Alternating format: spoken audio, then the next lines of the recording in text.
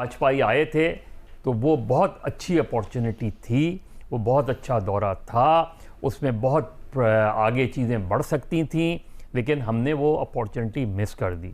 तो हमने जब वाजपेयी जैसे लीडर को कमज़ोर किया तो उसके नतीजे में मोदी जैसे लोग मजबूत हुए। देखिए, ये जयशंकर साहब इंटरेस्टिंग आदमी हैं और पक्के हिंदुत्व के वो हैं वोटरी।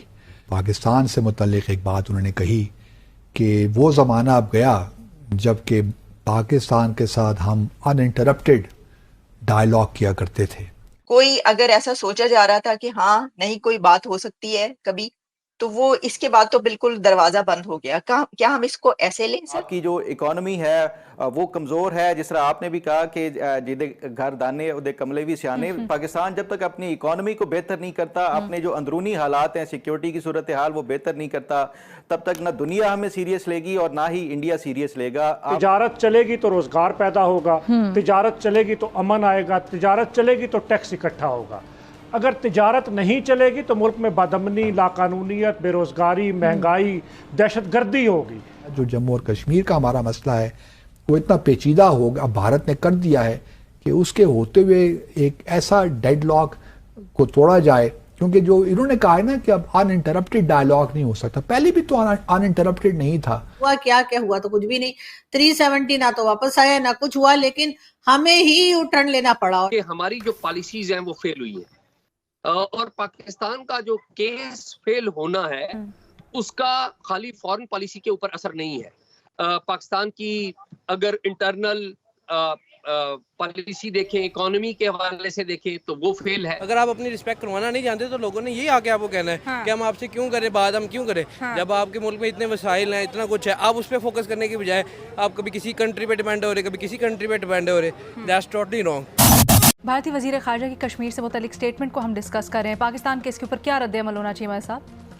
देखिए, हमारी जो हम एक बहुत ही मजबूत केस के बड़े कमज़ोर वकील साबित हुए हैं और सीधी सी बात यह है कि हमने कश्मीर का मुकदमा लड़ा ही नहीं और यही वजह है कि दूसरे को अपॉर्चुनिटी मिली। उन्होंने अपनी, ज़ाहिर है उनकी बहुत सी एडवांटेजेस हैं, उसके साथ ही उन्होंने जो गेम डिप्लोमेटिकली खेला, अदरवाइज़ खेला, उसमें वो कामयाब हुए।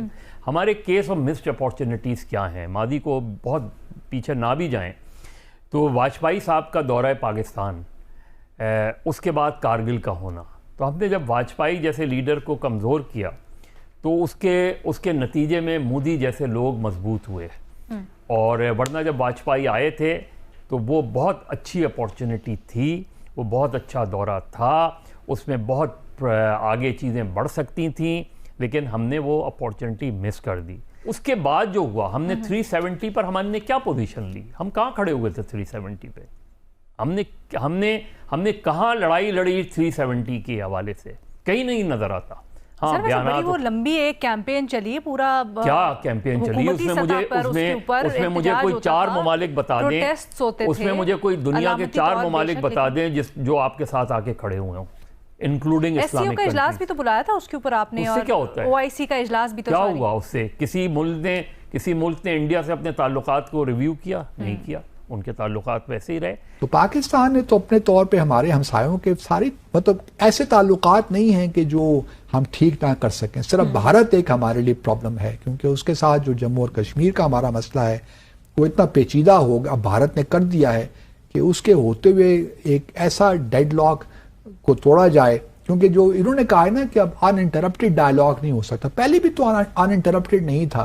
पहले कौन सा मतलब 4 साल हम डायलॉग करते थे, फिर वो स्टेलमेट आ जाता था, फिर 2 साल बात करते थे, फिर इम्पास आ जाता था, फिर 1 साल बात करते थे, फिर ग्रिड लॉग आ जाता था।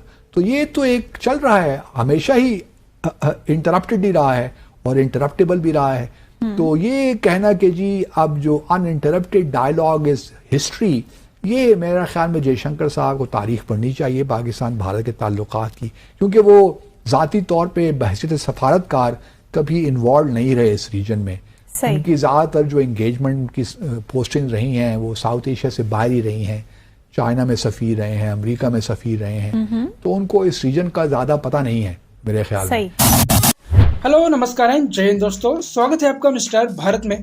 1999 में जब अटल बिहारी वाजपेयी वाघा बॉर्डर के जरिए बस में बैठकर पाकिस्तान गए थे तो भारत पाकिस्तान के साथ रिश्ते सुधारना चाहता था और दोस्ती का हाथ बढ़ाना चाहता था, लेकिन पाकिस्तान ने उसके कुछ महीने बाद ही कश्मीर में घुसपैठ की और उसके बाद कारगिल हो गया।